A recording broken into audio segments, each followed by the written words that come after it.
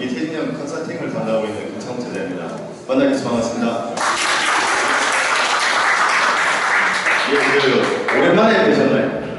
이렇게 보이시길. 네. 예, 그래서 활기차시네요. 예, 앞서 말씀해 주다시피 이 퇴직연금이라는 게 여러분의 퇴직금을 사회기관에 적립해서 안전하게 운영했다가 나중에 지급받으시는 제도인데, 단순하게 돈만 적립되는 것이 아니라 퇴직금에 대한 법제도이기 때문에 법정 교육을 1년에 한 번씩 이행하게 되어 있습니다. 그래서 아름다운 가게에서도 매년 1년에 한 번씩 이러한 시간을 가지고 있는 거고요. 오늘도 그 의미로 이 시간을 가진다고 생각하시면 됩니다. 그런데 퇴직금 해봐야 나중에 알아서 주겠지 뭐가 다르냐라고 할 수도 있는데, 요 몇 년 사이, 넓게 잡으면 10년 이내, 그리고 짧게 잡으면 한 2, 3년 이내에도 퇴직금과 관계된 법 개정 사항이 많았습니다. 노동법에서 얘기하고 있는 퇴직금 관련 법, 그리고 그와 관련된 퇴직금과 관련된 세법 개정이 특히 두드러지게 많이 달라졌습니다. 그래서 그 내용을 제가 오늘 필요하신 내용만 가지고 다시 한번 말씀드리겠고요. 제가 할애받은 시간이 1시간인데 중요한 시간을 이제 또 뒤에 두고 있죠. 정시간이 있기 때문에 최대한 몇 점만 제가 간단하게 말씀드리도록 하겠습니다. 자, 지금부터 제가 설명을 드릴 때에 순서는 퇴직연금 제도에 대해서 다시 한번 인식하시는 개념으로 해서 다시 한번 말씀드릴 거고요. 그리고 퇴직연금 실무상식이라 해서 이 부분에서는 퇴직금과 관계된 세법 개정 그 내용도 포함하고 있으니까 이 내용을 주로 좀 집중해서 들어주시면 되고요. 그리고 마지막으로는 현재 아름다운 가게에 적립되어 있는 현황도 말씀드리면서 마치도록 하겠습니다. 자, 퇴직금 관련된 법 개정 계율을 잠깐 말씀드리겠는데, 우리나라는 1961년도부터 퇴직금을 지급하도록 법제화시켰습니다. 그 와중에 여러분들이 예전에 많이 활용하셨을 수도 있는 중간정산 제도라는 게 1997년도에 허용이 됐습니다. 그 이전에는 사실 중간정산 제도가 원래 없었어요. 이때 왜 만들어졌냐 하면은 아시다시피 97년, 98년 이때 뭐가 있었죠? IMF가 있었죠. 예, IMF가 도래되면서 기업 도산이 많아지고 아무래도 임금 체불이 늘어남으로 인해서 회사나 직원분들 입장에서 서로 불안감이 확대되다 보니까 정부에서는 그러한 부담을 덜기 위해서 중간정산을 허용했던 겁니다. 그 허용하던 부분이 약간 건너뛰면 재작년이죠. 이제는 많이 지났네요. 3년 전에 2012년도부터 이제 예전처럼 퇴직금 중간정산 제도를 다시 퇴직할 때 받을 수 있도록 일괄적으로 제한을 시행했습니다. 그래서 현재는 퇴직금은 임의적인 사유에서 중간에 받을 수는 없고요. 뒤에서 다시 설명드리겠지만 정부에서 허용하는 법적 사유에서는 중간정산이 허용되어 있습니다. 그래서 그것도 다시 한번 뒤에서 말씀드릴 거고요. 퇴직연금 제도는 2015년 12월부터 시행됐는데, 이때 시행될 때는 모든 기업이 의무적으로 지금 당장 해라 이런 사항은 아니세요. 그런데 작년에 정부에서 사적연금 활성화 대책을 발표하면서 저 내용에는 강제적인 규정이 좀 따라 있습니다. 순차적으로 회사 규모에 따라서 300인 이상 사업장부터 순차적으로 적용해서 2020년까지는 모든 사업장이 이 퇴직연금 단일로 운영해라 라는 내용이 있습니다. 그래서 그 법안은 지금 현재 국회에 계류 중이지만 국회가 지금 다른 일로 많이 바쁘죠. 그래서 그 내용은 거의 확정적으로 통과될 가능성은 큽니다. 그래서 이제는 여러분들이 근무하시는 동안에는 퇴직금은 어떤 회사를 가시더라도 이 퇴직연금 제도 하에서 내 퇴직금이 움직이는구나. 그래서 이 시간에 다시 한번 알아두시는 것도 괜찮으실 겁니다.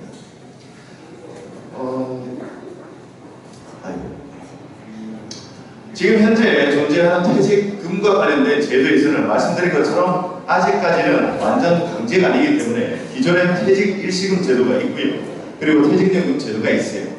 선택적으로 해서 우선 도입이 되시는데, 지금 현재 대부분 공공기관이든지 대기업은 거의 80% 이상 다 퇴직연금 제도로 되어 있고요. 일반 중소기업이 사실 많이 도입이 안 돼 있는 상황인데, 그 이유는 사실 퇴직금은 일반적으로 봤을 때 퇴직 일시금 제도에서는 퇴직하실 때 그 돈이 있으면 됩니다. 회사 입장에서는.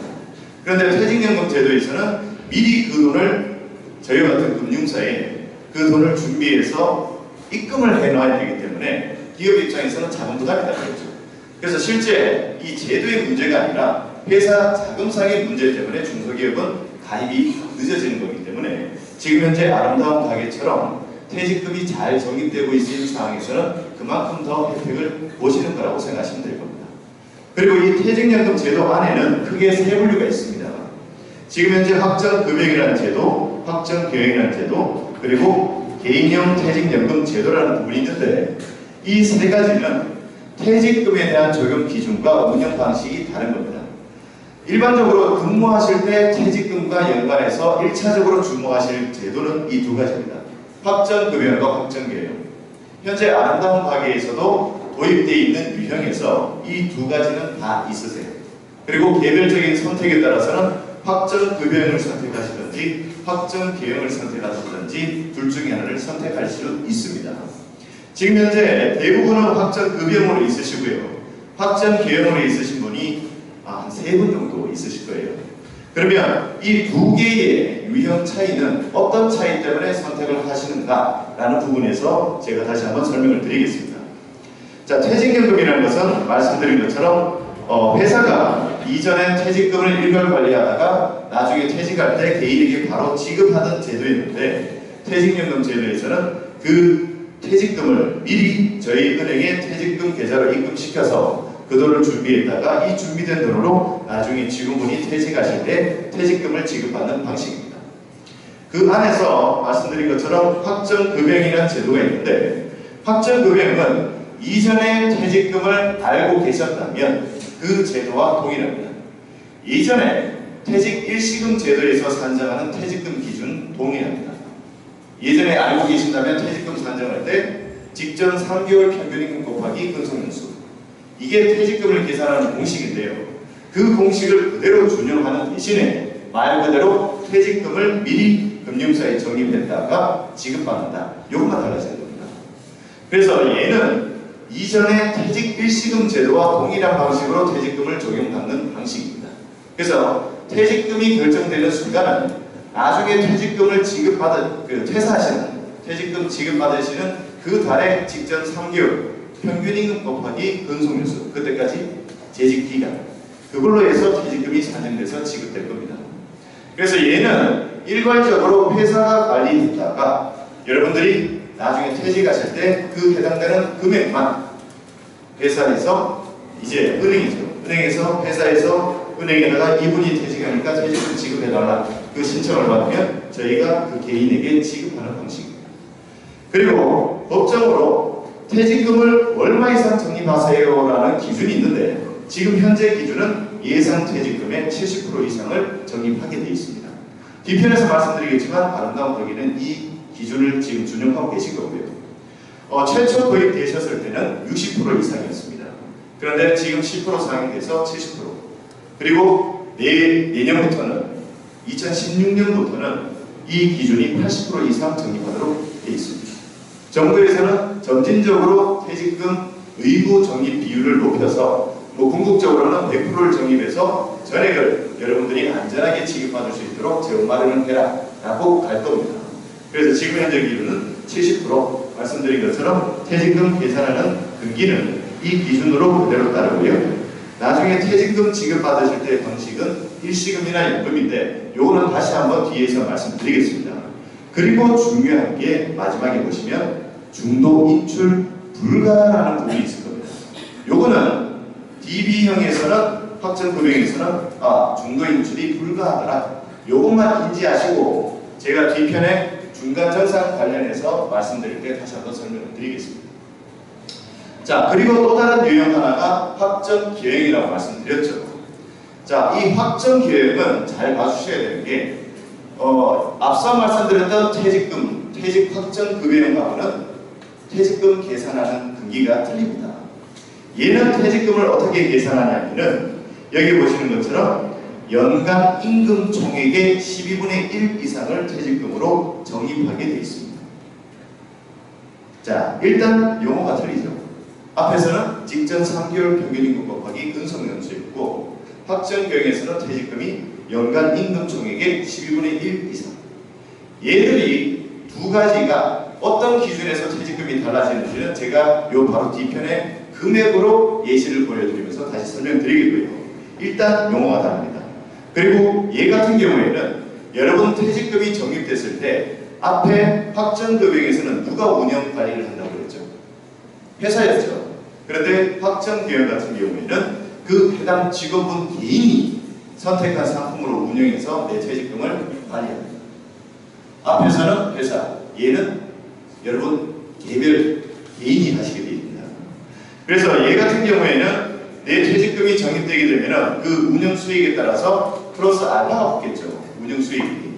거기에 따라서 나중에 확정되는 퇴직금이 달라질 수가 있습니다. 그러면 이 두 가지가 왜 하나는 회사가 관리하고 하나는 개인이 운영 수익 관리를 해서 운영 수익까지 가져가느냐, 그 차이를 보여드리는 게 이 예시인데요.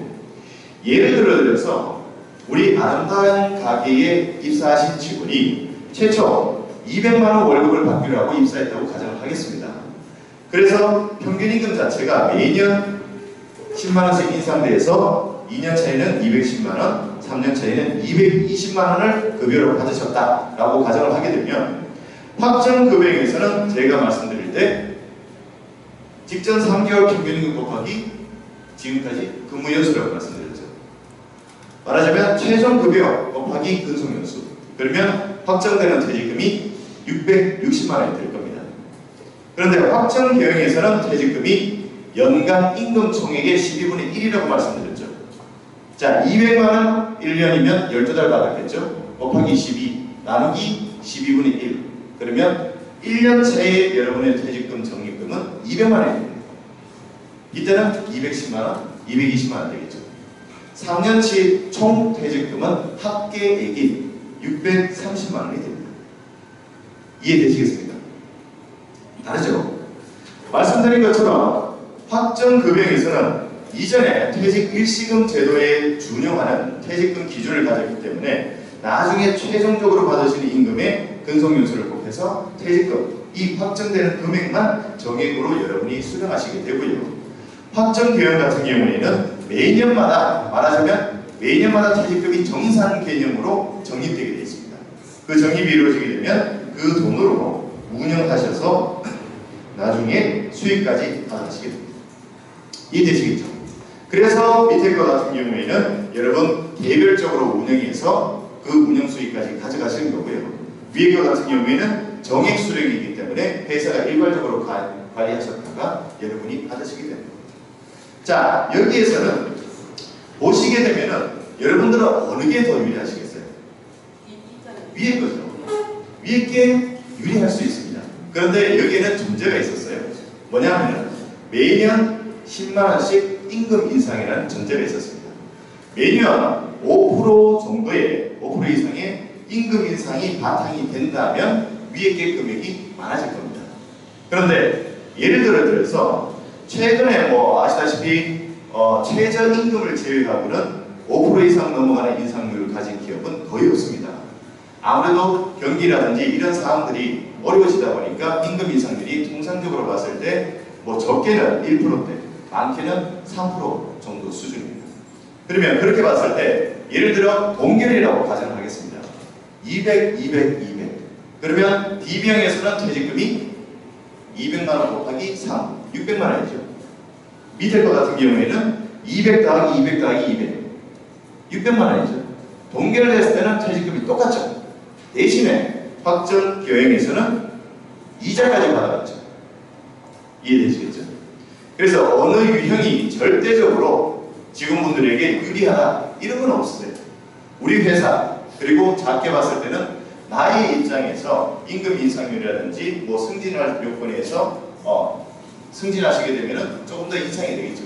그런 부분들을 들었을 때 어느 것이 더 유리하다 이렇게 판단됩니다.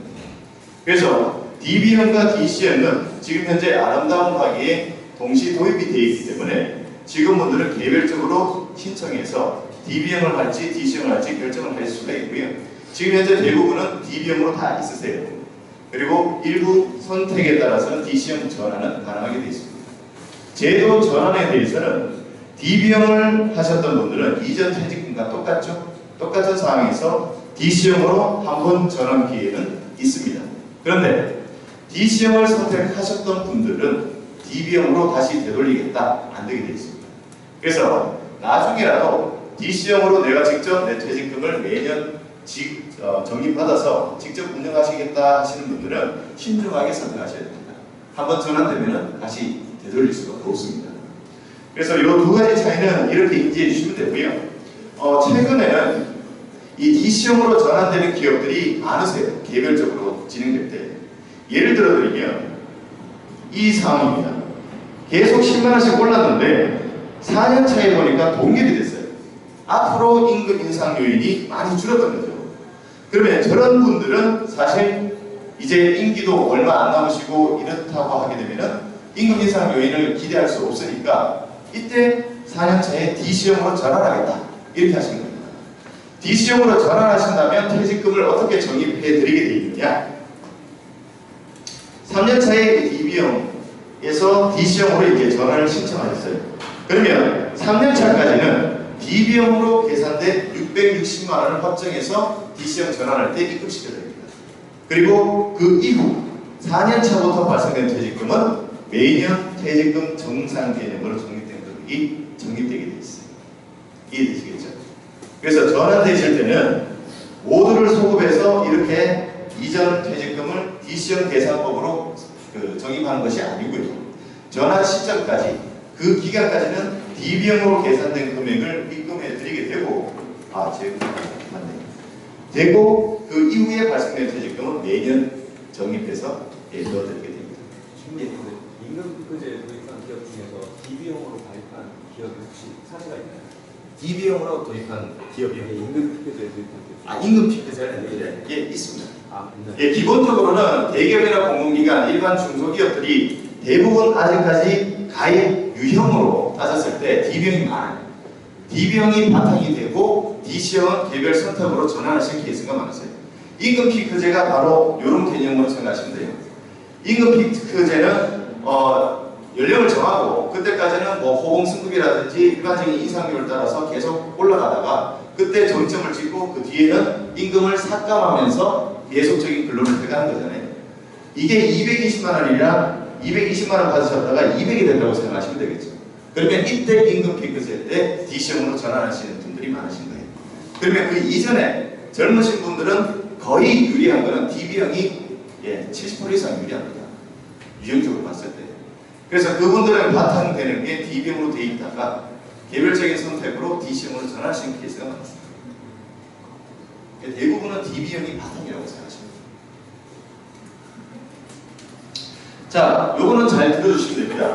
제일 중요한 관심이 많으신 중간정산.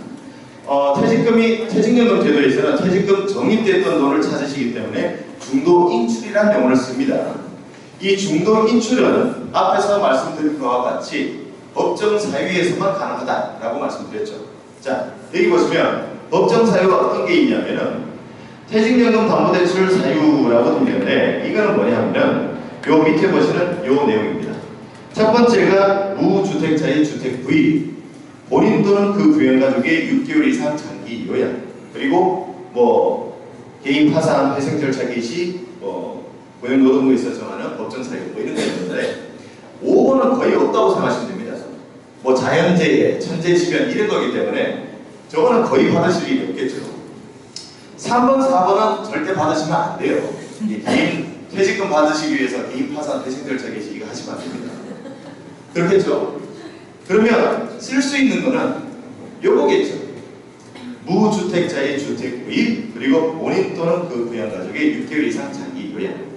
요거는 사유만 보시고 제가 필요서류 그리고 그 해당 사유에 대해서 말씀드릴 때 뒤에서 실무의 내용이 첨부되어 있기 때문에 추가적으로 다시 한번 말씀드리겠습니다. 집 사실 때하고 많이 아프실 때는 가능하다. 이 정도만 인지해 두시고 뒤에서 추가로 설명드리겠는데요. 이런 기준에 가능하고, 그리고 전세자금 또는 주택 임차 보증금 부담 시 근무 기간 동안 1회에 한정해서 아름다운 가게에 계시는 동안에는 1회에 한정해서 가능하다라고 되어 있고, 임금피크제 실시 시라고 되어 있는데 이 두 가지는 퇴직연금 제도와는 상관이 없습니다. 퇴직연금에서는 임금피크제 같은 경우에 DB형에서 DC형으로 전환되는 케이스고요. 그러니까 해당 사유가 없고, 전세자금과 뭐 주택 임차자금 보증금을 위해서 하는 부분은 일반 퇴직금 제도에서만 허용이 되고 퇴직연금 제도에서는 허용이 안 돼 있습니다. 그래서 저희도 왜 일반 퇴직금 제도에 해당되는 사유가 왜 퇴직연금 제도에서는 안 되느냐고 해서 저희도 이 일을 많이 노동부 측에 얘기를 하고 있는데, 요거는 지금 현재에는 포함이 안 돼 있고요.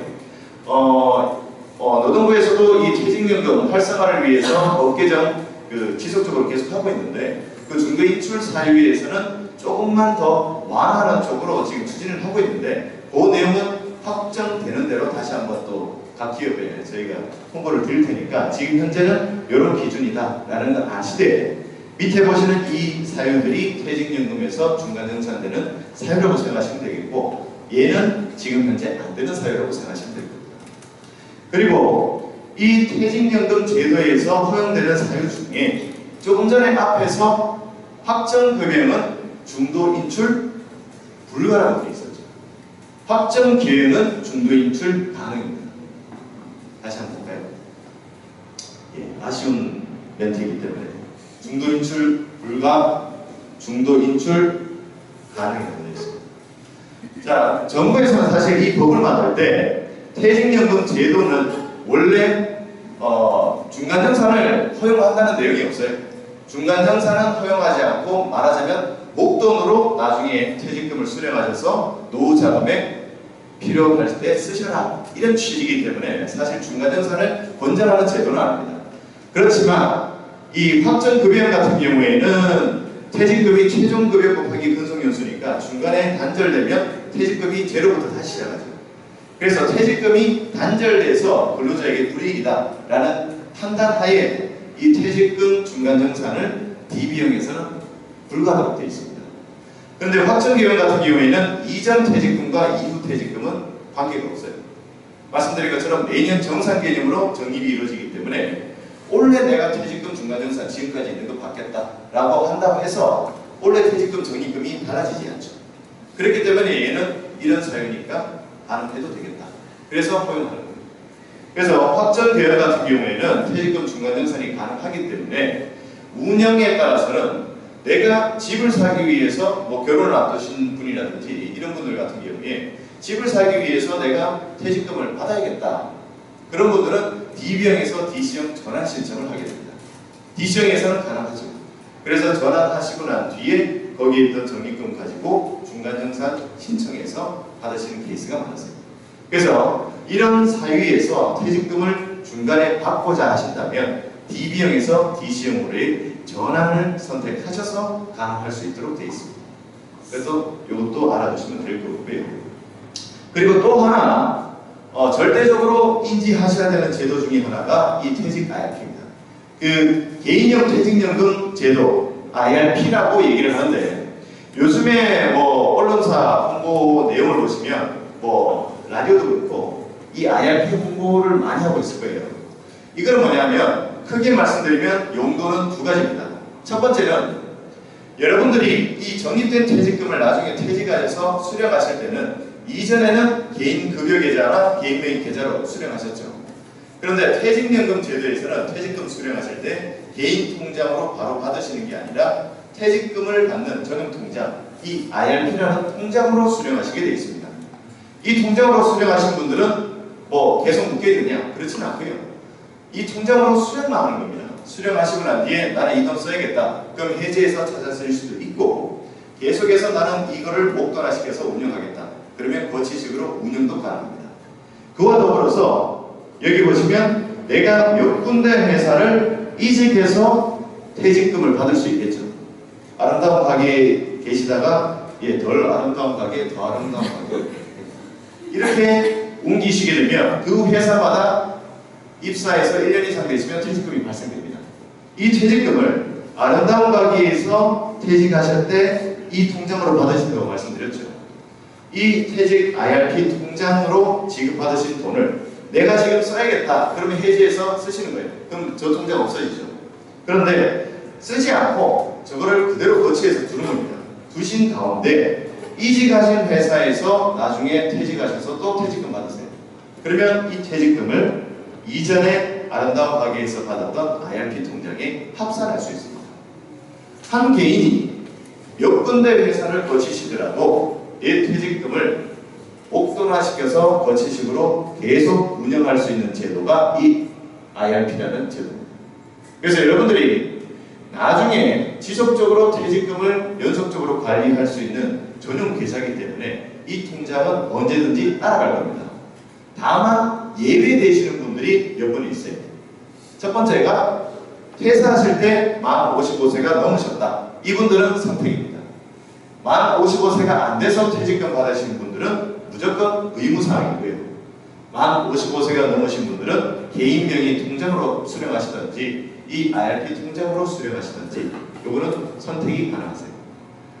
그래서 그분들이 있고 퇴직금이 150만 원 이하이신 경우, 퇴직금이 거의 소액이신 경우에도 개인 명의 계좌로 바로 수령 가능합니다.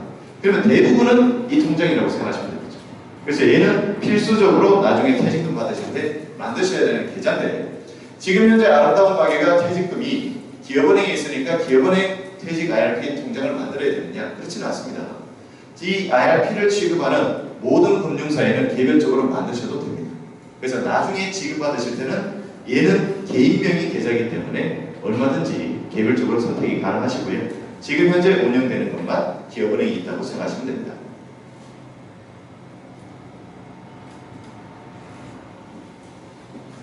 진행을 하기 싫은가 봅니다. 아니지만 제가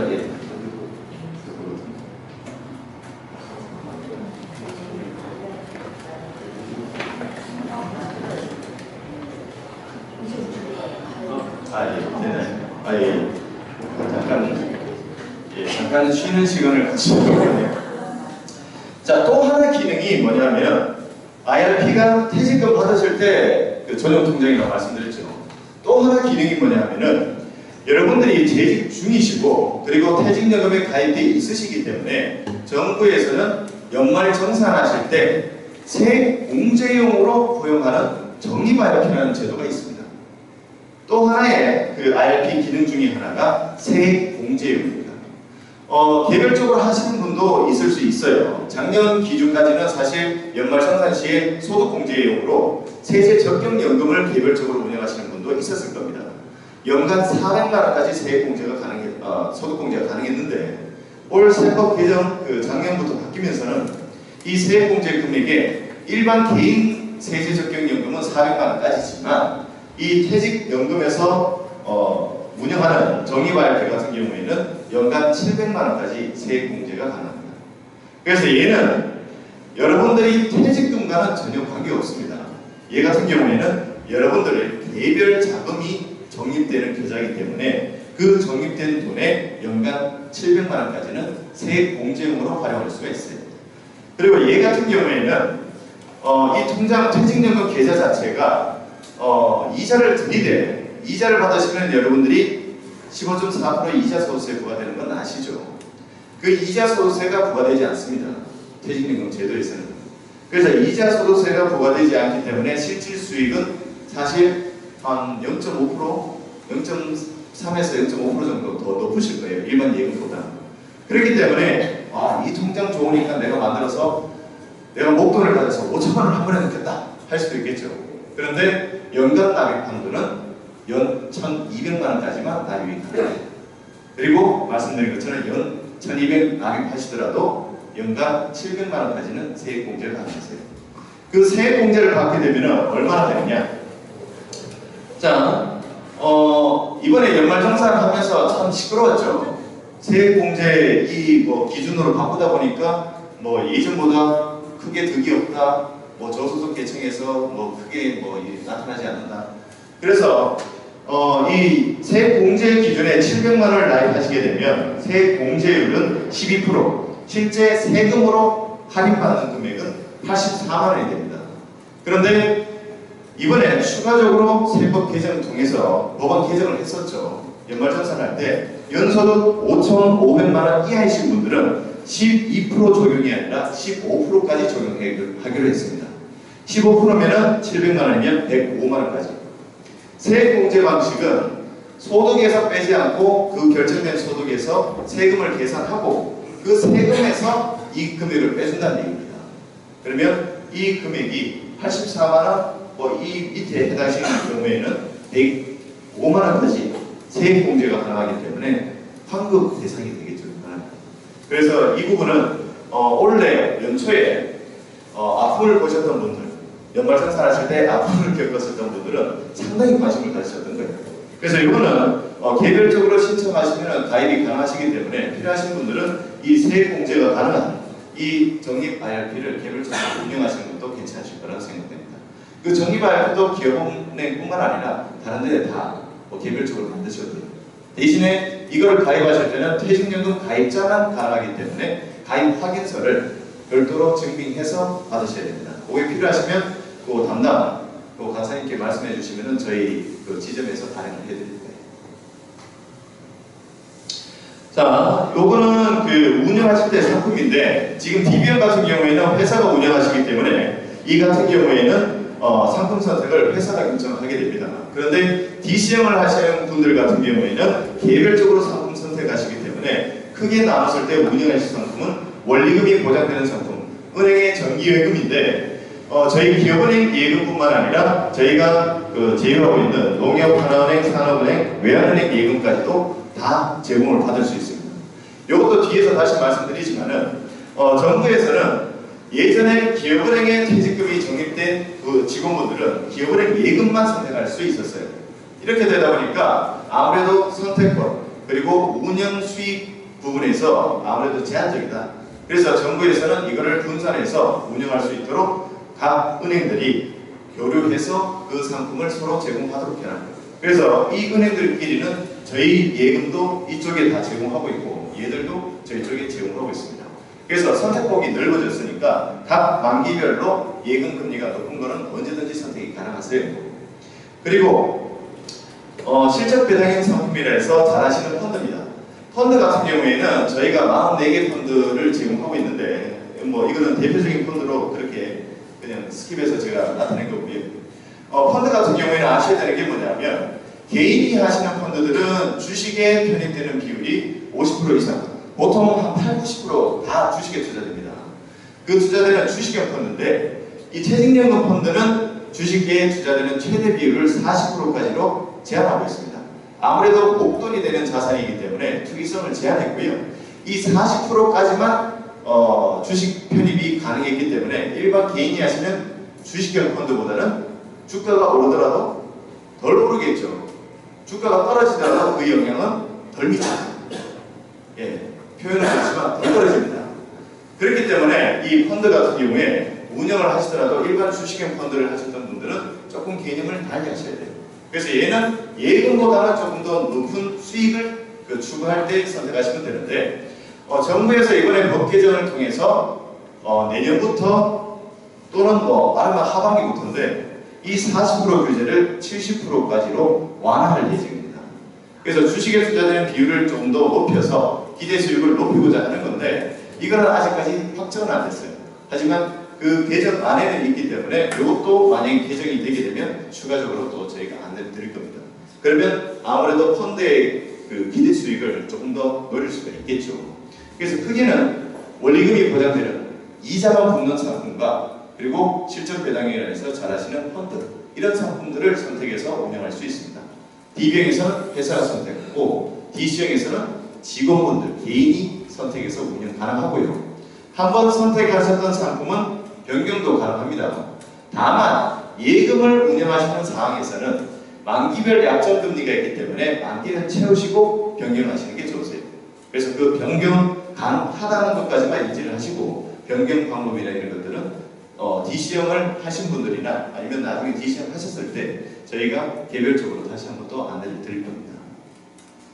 자, 상식인데 요거는 좀 빨리 진행하겠습니다. 앞에 제도에 대한 인지가 상당히 원래 중요했기 때문에 그렇고요. 말씀드린 것처럼 이 원리금 보장 상품과 실적 배당형 상품으로 나눠지는데 이 부분은 뭐 스킵을 하겠고요. 앞에서 말씀드렸기 때문에 요거는 말씀드릴게요. 요거는 뭐냐면 원리금 보장 상품을 운영하실 때 조금 전에 제가 앞서 취지를 말씀드렸지만은 기업은행에 퇴직금이 적립되신 분들은 기업은행 예금만 선택하다가 이제 다양한 그 은행들 예금 선택이 가능하다. 일종의 그 정부에서는 예금도 안전자산이 아니기 때문에 이거를 분산 투자해라는 취지에서 자사상품 편입 규제라는 걸 만들었습니다. 이 경우는 뭐냐면은 기업은행에 퇴직금이 적립된 기관이나 아니면 개인이 예금을 선택할 때 기업은행 예금 선택을 못하게 합니다. 그럼 저희가 제공하는 타행 예금들, 농협하나은행, 외환은행, 산업은행 예금들로만 선택을 하시게 하는 거죠. 그렇게 해서 분산 투자를 해라라는 취지에서 2011년부터 시행이 됐는데 지금 현재 2015년 7월을 앞두고 있죠. 자사상품 선택 비율은 제로. 그러니까 더 이상 기업은행에 고객이신 분들은 기업은행 예금을 하지 말고 타행 예금을 하셔라. 이렇게 하면 장점이 뭐가 있냐면은 실제 뭐 타사상품에 대한 기대 수익을 노릴 수도 있겠지만 예금자 보호, DC형 같은 경우에는 예금자 보호 적용을 받습니다. 작년까지는 예금자 보호를 적용받으실 때 그 해당 은행에, 해당 금융사에 전체 수신 잔액의 5천만 원까지 예금자 보호가 가능했어요. 이 퇴직연금도 별도로 안 했었습니다. 그런데 이 법을 개정해서 올해는 퇴직연금과 별도로 일반 수신 금액과 퇴직연금은 별도로 해서 5천만 원 예금자 보호 적용이 되세요. 그런데 기업은행에 퇴직금 적립했는데 기업은행이 아니라 농협이나 하나은행 예금 5대5로 적립을 하셨다. 둘 다 5천만 원이 됐어요. 이 같은 경우에는 농협, 하나은행 각각 예금자 보호 5천만 원씩 다 가능합니다. 이해하시겠죠? 그래서 상품 이렇게 선택을 나누시게 되더라도 예금자 보호 테두리 범주가 넓어지기 때문에 안정성을 더 기할 수가 있습니다. 그래서 더 이상 하반기부터는 기업은행 예금을 기업은행 고객분들은 선택할 수 없고 반대로 다른 은행에 계신 분들도 그 은행의 그 예금을 선택할 수가 없게 됩니다. 그리고 이 수수료에 대한 부분은 여러분들이 1차적으로 걱정을 안 하셔도 되는데 회사에서 부담하는 퇴직금이 적립돼서 해당되는 수수료가 발생되면 이 수수료는 회사가 부담하시게 돼 있어요.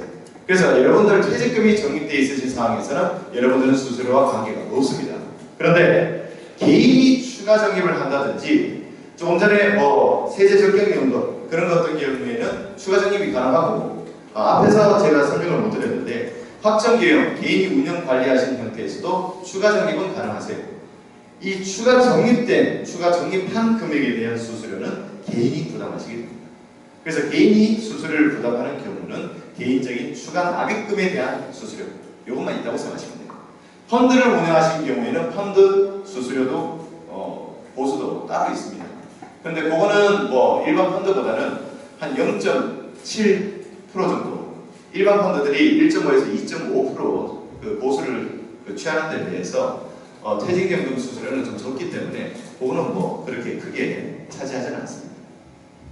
그리고 요거는 뭐냐면 퇴직금이 우리 회사에서 정상적으로 납입 안 되면 어떻게 되느냐 거기에 대한 안전장치로 말씀드릴 건데 확정급여형 같은 경우에는 정부에서 요하는 70% 수준 이상을 못 맞추게 되면 이 회사가 3년간 그 70% 이상 적립을 어떻게 이행할지 이행 계획서를 노동부에 제출하게 되어 있습니다. 이 제출을 안 하게 되면 노동부에 500만 원 이상의 벌금을 부과하게 됐어요. 그래서 노동부가 실시간으로 어떻게 보면 이 운영에 대해서 관리 감독을 하고 있고요. 확정 개헌 같은 경우에 입금이 돼야 이자가 그 개의별적으로 받으셨겠죠. 입금 지연에 따른 지연 이자를 회사가 그 직원에게 더 부담하게 되어 있습니다. 그래서 이런 안전장치들이 있기 때문에 조금 안전하게 생각하시면 되고요. 자, 앞에서 말씀드렸던 중간정산 사유에 대한 증빙인데 중요한 것은 뭐냐면 무주택자의 주택 구입 같은 경우에 반드시 본인 명의, 여기 계신 여러분의 명의로 집을 사실 때만 내 퇴직금 정산이 가능합니다. 배우자 명의로 집을 사기 위해서 내 퇴직금 정산 받아야 된다? 안 됩니다. 그래서 반드시 여러분의 명의가 들어가야 되는데 여러분 단독 명의 되고요. 여러분 포함해서 배우자를 뭐 해서 공동 명의를 하겠다. 이것도 됩니다. 그런데 말씀드린 것처럼 3자 명의로 집을 사실 때는 안 되게 되어 있는데 중요한 거는 뭐 분양을 받으셨다면 분양 매매 계약서 뭐 실제적으로 주택을 거래하셨다면 그 집을 사시겠다고 매매 계약서를 적겠죠. 그 계약을 하시고 나서 신청하신 건 괜찮아요. 그런데 소유권 등기까지 다 완료가 됐어요. 이미 잔금까지 다 치르고 난 뒤에 뭐 긴급 자금이나 이런 여유가 없어서 받으셔야 된다. 받을 수는 있겠죠. 그런데 등기 이전이 완료되면 등기 이전일로부터 1개월 이내에만 신청이 가능합니다. 1개월이 지나면은 중간전산 안 됩니다. 그래서 반드시 집을 사시더라도 소유권 등기 이전이 끝난 뒤에 신청하신다면 1개월 이내에 신청하셔야 돼요. 그리고 본인 또는 그 부양가족의 6개월 이상 장기 요양인데 이때도 요양 종료 후에는 1개월 이내에만 신청이 가능한데 중요한 거는 여기에 따른 그 의사 진단서나 소견서를 증빙하셔야 되는데 이때 6개월 이상에 해당되는 기간하고 그리고 반드시 요양이라는 문구가 들어가야만 가능합니다. 까다롭습니다. 될 수 있으면 쓰지 말라는 입장이기 때문에 이거는 규정에 그대로 따르지 않으면 받을 수가 없습니다. 그래서 이거는 반드시 인지를 해주시고요. 세금만 말씀드리고 제가 좀 정리하도록 하겠습니다. 기본적으로 회사에서 퇴직금이 들어가는 거죠. 회사에서 납입되는 돈은 퇴직금은 나중에 그 퇴직금을 받으실 때 퇴직소득세를 부담하시게 돼요. 그리고 개인적으로 추가 적립하시는 경우에는 예전에는 퇴직소득세로 일괄과세를 했는데 이제는 기타소득세라는 걸 부담합니다. 기본적으로 이렇게 생각하시면 됩니다. 내 퇴직금에 대한 세금은 퇴직소득세로 확정되어 있다고 생각하시면 되고요. 여러분들이 개별적으로 납입하시는 금액 중에 개별적으로 납입하시면 소득공제, 세액공제 가능하다고 말씀드렸죠. 세액공제 받으신 원금은 나중에 일시금으로 수령하신다면 기타소득세를 부과합니다. 원금까지. 그리고 이 두 가지 금액에는 입금됐을 때 이자가 발생되죠. 그 이자에 대해서도 나중에 일시금 수령하실 때는 기타소득세를 부과합니다. 예전에는 퇴직소득세를 일괄과세를 했는데 이제는 분리과세합니다. 이 말은 일시금 수령하게 되면 불이익을 주겠다라고 해서 지금 현재 하고 있고요. 모든 그 퇴직금 통장에서 들어가 있던 돈은 세금이 부과된다고 생각하시면 돼요. 다만 개인 부담금 중에 소득공제를 받지 않은 금액이 있다. 그 원금은 제외입니다. 그거는 과세하지 않습니다. 그거는 대부분 뭐 세액공제를 받았다고 봐야 되겠죠. 받으시면 그 원금에 대해서도 일시금 수령 시 기타소득세는 15%입니다. 이거를 조금 더 낮춰서 14%까지 뭐 얘기를 하고 있는데 그래도 세금은 세금이죠.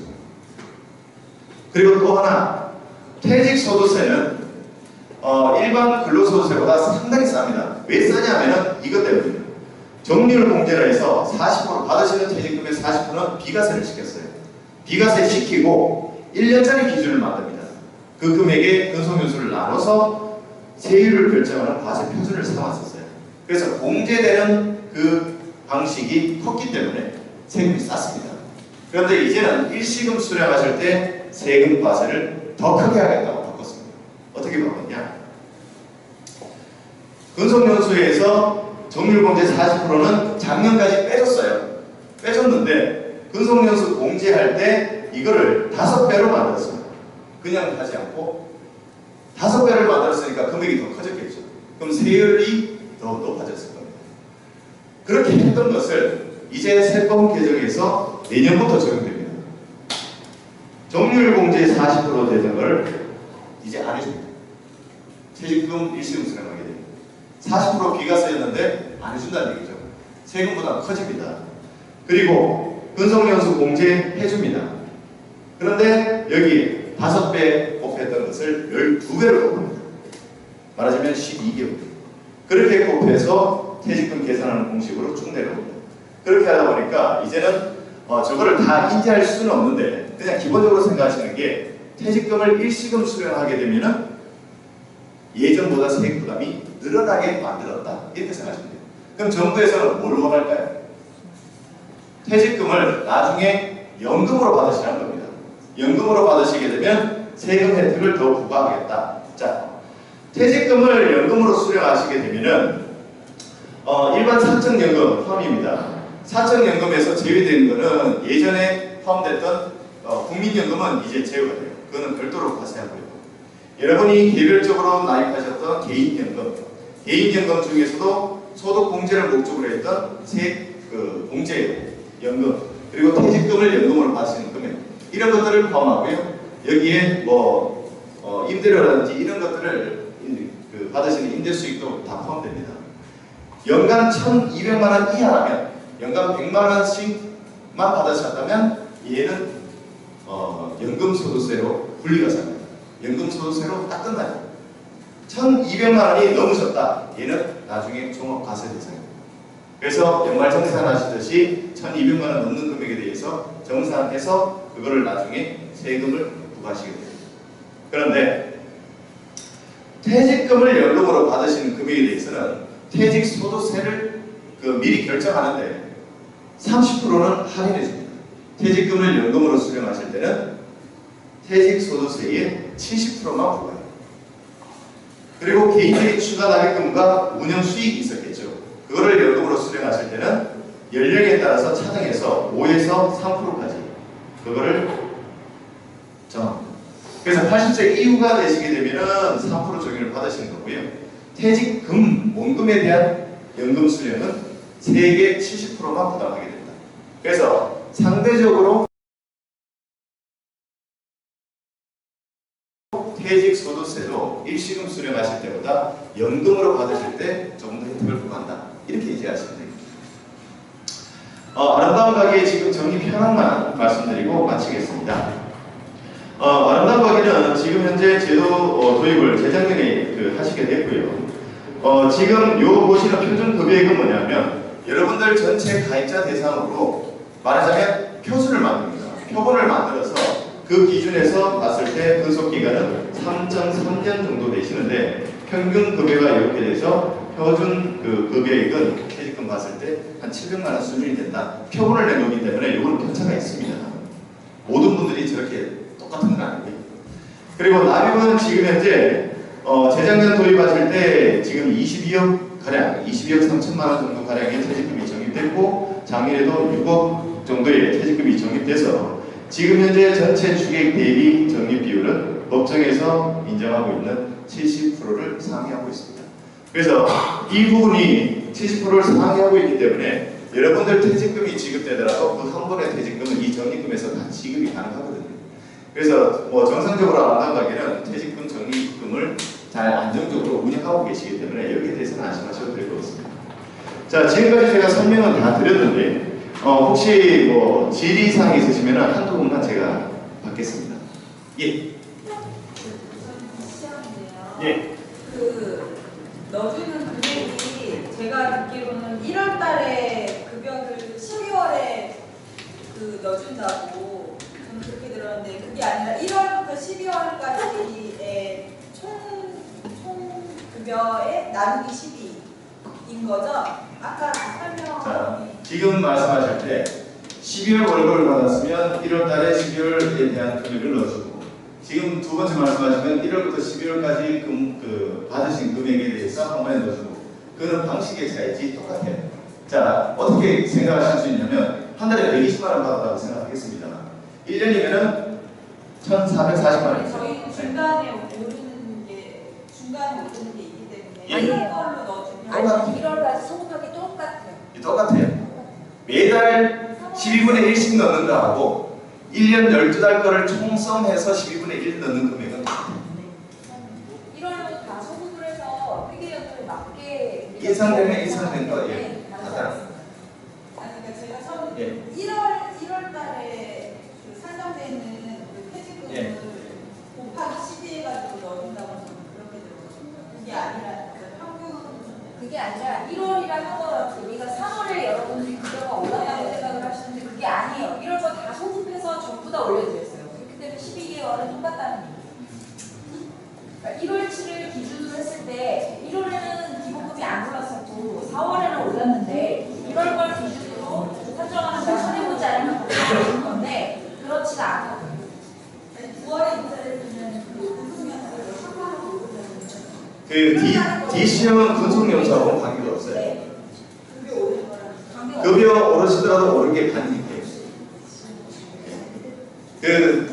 확정 급여는 직전 3개월 평균인 것 곱하기 근속연수 금액인데 그 확정 개혁은 연간임금총액의 12분의 1. 이거를 신계약으로 선정되면 한 달치 월급의 12분의 1씩 계속 적립되면 돼요. 만약에 1월 달에 그 급여 12분의 1씩 이렇게 넣다가 3월 달에 인상이 되셨어요. 뭐 100만 원 받으시다가 120만 원 내다. 그러면 3월부터는 매달 12분의 1 하면은 오르만큼 더 들어가겠죠. 그래서 그 인상된 거는 중간에 반영이 돼요. 그 시기가 언제 넣어주나요? 법정으로는 이거를 1년에 한 번 이상만 넣으면 돼요. 한 번에 넣든지 매달 넣든지 그거는 예. 그거는 회사는 법적으로는 1년에 그 해당되는 금액을 한 번에 넣든 12번에 넣든 그건 상관이 없어요. 다만 직원분들 입장에서는 매달 넣어드리게 되면은 돈이 빨리 들어오니까 도움은 될 수 있겠죠. 저는 매달 정도가 생각했는데 11월에 한 번에 한 번에 넣습니다. 저희는 가게에는 한 번에 넣어요. 가게만 아니라 모든 기업들이 지금은 한 번 넣습니다. 예, 귀찮은가요? 네. 예, 혹시 뭐 있으신가요? 예, 뭐 다른 게 없으시면 끝나시고 뭐 저한테 질문 개별적으로 하셔도 되고요. 어쨌든 그 아름다운 가게에서는 이 퇴직금에 대해서 여러분이 그 안정적으로 그 보장받을 수 있도록 이렇게 미리 선제적으로 운영을 하고 계시기 때문에 이 부분은 믿고 안심하셔도 될 것 같고요. 저희 기업은행에서도 이 퇴직금을 좀 더 잘 관리할 수 있도록 항상 노력하도록 하겠습니다. 예, 어려운 시간 이렇게 해주셔서 감사드립니다.